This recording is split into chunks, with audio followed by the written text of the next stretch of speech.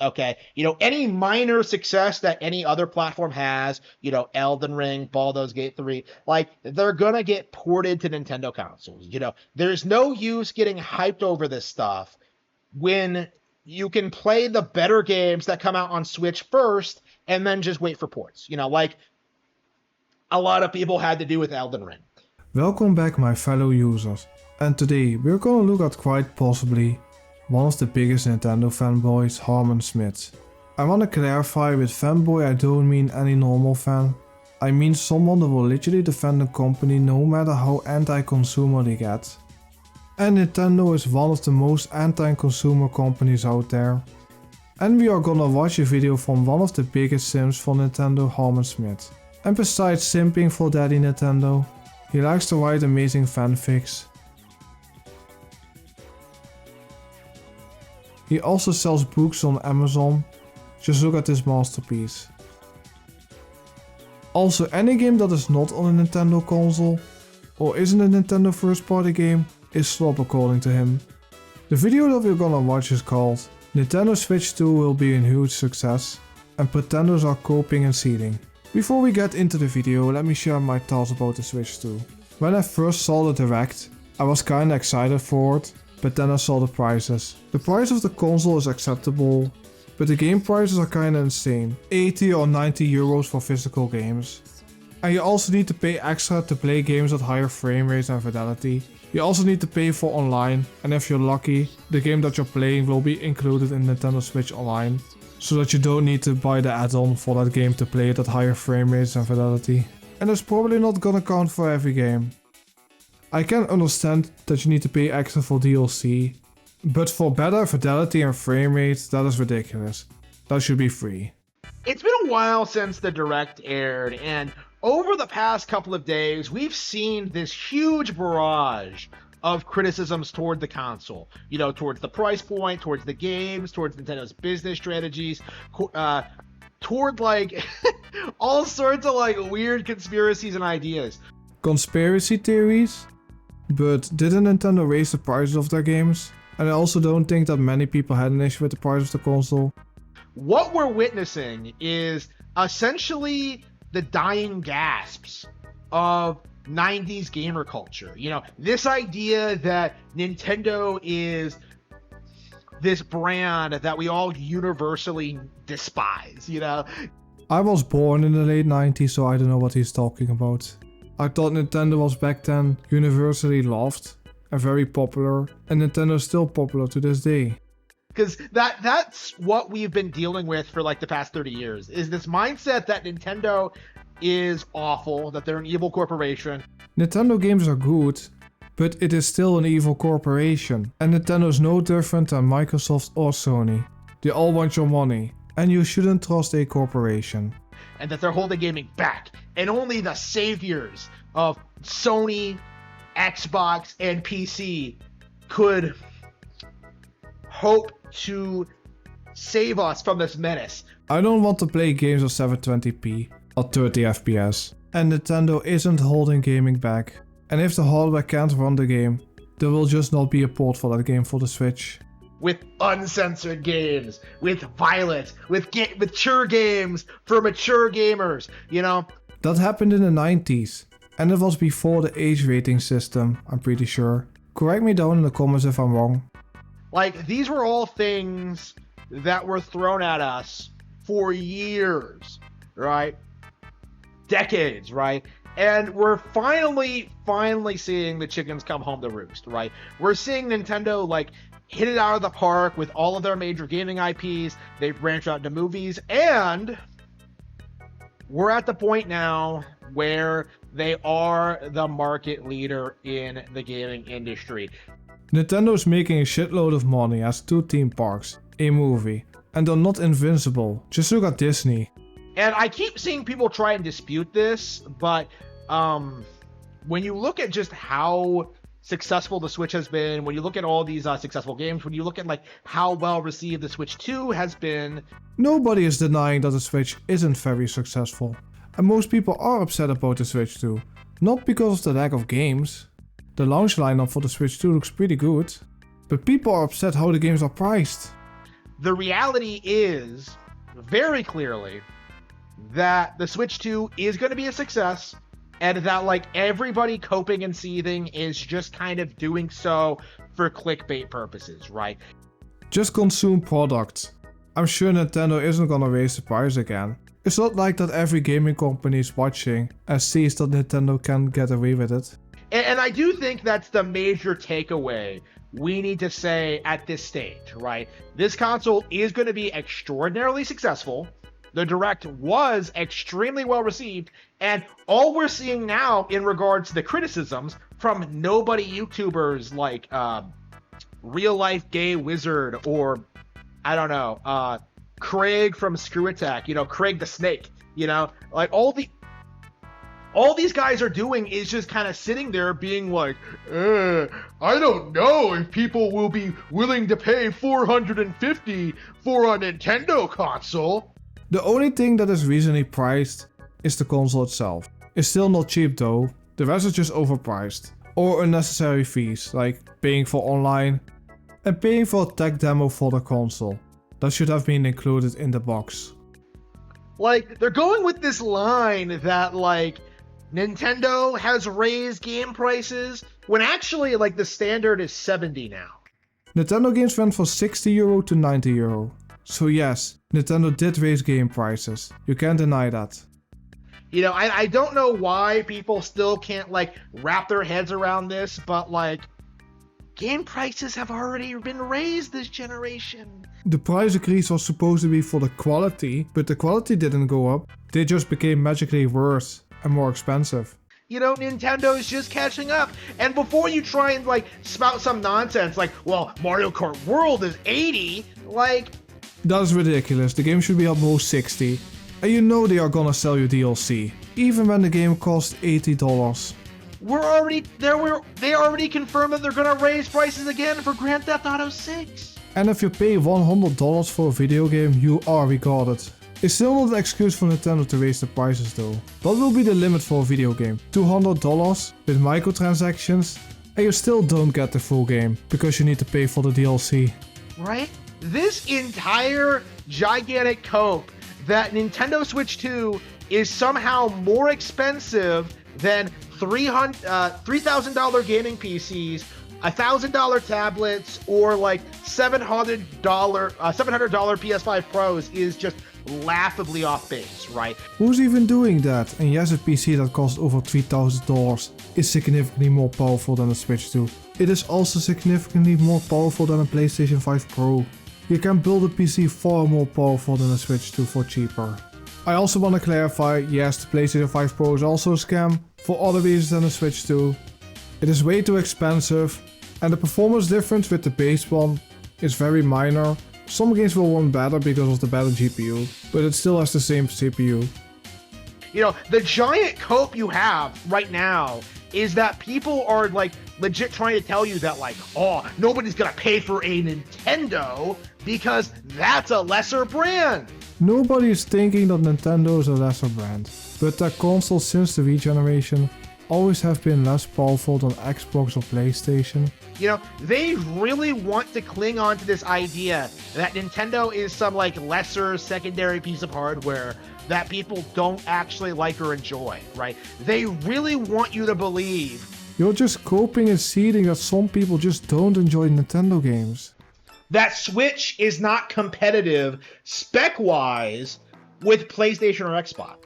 I do think the console is a big jump from the first Switch. Allegedly is around the power of a PlayStation 4 Pro. But even then, the Switch 2 is still far behind Xbox or PlayStation, spec-wise. Right? Like, this has always been the cope. Ever since, like, even in the N64 days, this was true. Where they, like, try and sit there and tell you that, like, the hardware's not up to snuff. Like, they try and tell you that there's all these better options out there, and... The only thing that I can think about is that only Nintendo, I think, was still using cartridges, while everybody else was using CDs. There just aren't, ever at any point. I'll give you a good example. The PS1. The only thing that made the PS1 relevant, RPGs, right? Like, oh, Final Fantasy VII, it's the greatest thing ever. No, it's not. It instantly becomes a shitty game when it leaves Nintendo. Pokemon comes out in the Game Boy and demolishes it. Yeah, no shit, Pokemon games sell insanely well. It is one of the most successful franchises of Nintendo. You know, not only that with that specific title, but like way down the road, you know, expanding into like, you know, a wide range of spin-off games, a multimedia franchise, a card game, anime, you know, like Pokemon was way bigger than any JRPG on PlayStation. And yet, the cope for the past 30 years is that, well, the N64 didn't have RPGs. But the Nintendo 64 didn't have many RPGs. It is probably because PlayStation just paid a lot of companies to make exclusive for the PlayStation 1 and 2. Okay, but Pokemon is right there, you know? Like, it's just a giant cope.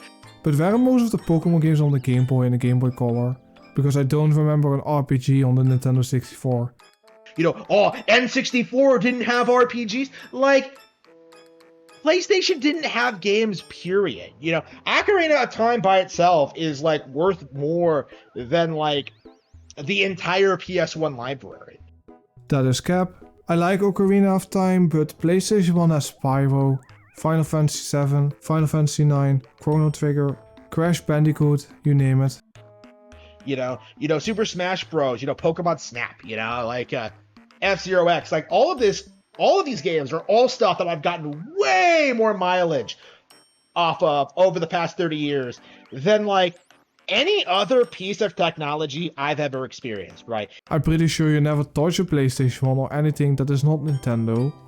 And the narrative has always been that the N64 was a failure.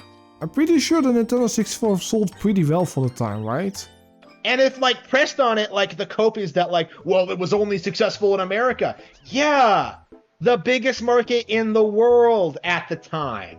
Like, that isn't a flex, you know? And that's kind of what we're seeing here now, right? With the Switch 2 out, with the Switch 2 revealed, with now that we know what it is, and, like, the games it's going to play it, how it's going to transition from the Switch 1 to the Switch 2. Now that we know, like, everything about this thing, you know, the launch window games, this thing is clearly slated to be successful, right? The Switch 2 is probably still gonna sell well, even with the insane prices, because the Nintendo adults will just buy it without thinking. But it's probably not gonna sell as good as the Switch 1. But people cannot bring themselves to admit it, because acknowledging that Nintendo is releasing this console and that it is slated to be hugely successful, on par with the original Switch. The console hasn't come out yet, so we don't know how well it's gonna sell. And nobody's downplaying the games. It is just the insane prices. That would be admitting defeat, you know? They would be kneeling towards to Nintendo, and that's just something that, like... Everybody bow down to Nintendo. Open your credit card. Nintendo needs that money. Don't worry, they're totally not gonna sue a kid named Mario. Or take another fan game down. The industry is just going to desperately try and downplay and ignore for as long as possible, you know? Look at this user, he's coping and seething that not everybody is defending Nintendo for raising the prices. Like, come on man, Nintendo's gonna starve if they don't sell Mario Kart for $90. Like, it's kind of crazy, you know. Last year, they were, like, shilling Astrobot and trying to call it the greatest 3D platformer ever made, and... You're just salty that a Nintendo game didn't win. I still have to play Astrobot, but I have to wait until it comes to PC. Now, not even a year later, we have, like, a Donkey Kong Bonanza that's clearly going to outperform it, you know. I'm definitely gonna be playing the new Donkey Kong game. I just have to wait until the Nintendo Switch 2 emulator gets revealed. Yeah, boy. You have, not a peep from the industry, by the way, you have Mario Kart World, right? You know, the Mario Kart game does look really good, but the main issue is the price. It should be at the most $60, and I do hope the game turns out to be good. The industry is trying everything it can do to, like, try and pretend that, like, the game looks boring, or that it has all these issues, or that, like... The game hasn't been released yet, so we don't know what the issues will be. The game will be probably fine. It's not like it's just bloated or whatever, you know, like, you know, people are complaining about, like, Harman, what are you doing with that Pikachu plushie? Please no bad touch. How they're handling like the visual upgrades and stuff like that. Like, it's all just a giant cope. Like a magnificent giant like cope from people who just cannot admit that all of their criticisms towards Nintendo just have no basis in reality at all. It is just like you, that you're making up arguments in your head that people are downplaying the Switch. Because this is the thing that gets me about this, you know, like the initial wave of controversy in regards to Switch 2. Like, you saw these people come out immediately, like making things up, you know, claiming that games would cost $90. Doesn't Breath of the Wild with the Switch 2 pack cost $90? And that is without the DLC, by the way, allegedly. And also games in Europe cost €90. That is over $100, by the way. Claiming that like tariffs would raise the Switch price significantly, you know, claiming that like the prices in Europe are the same as in America, but here they are a little bit more expensive, so the tariffs argument doesn't really work. Like, I don't know how expensive the Switch will be in America, because I will not be affected by the tariffs on the Nintendo Switch 2. Claiming that Nintendo doesn't have anything else in the pipeline other than what they showed off in this direct, you know, all of these things are just obviously just gigantic, massive, like Kamehameha cokes, right? Every gaming company is making games in the background. They are not gonna reveal everything that they are working on. And all of them, over the past week, have been denounced and dismissed, right? Like, there is, like, it's kind of crazy to see where we're at now, you know, after that initial wave of, like, trying to control the narrative and keep it negative, just how positive people are about the console. Most people are not very positive about the console, because of the game prices. The only people that are happy with Nintendo are the Nintendo fanboys, like yourself, Harman. Right? Like, again, I can't begin to tell you just how hyped I am for this thing, and I know I'm not the only one. Harman is so ready to consume the new Nintendo Switch when it comes out.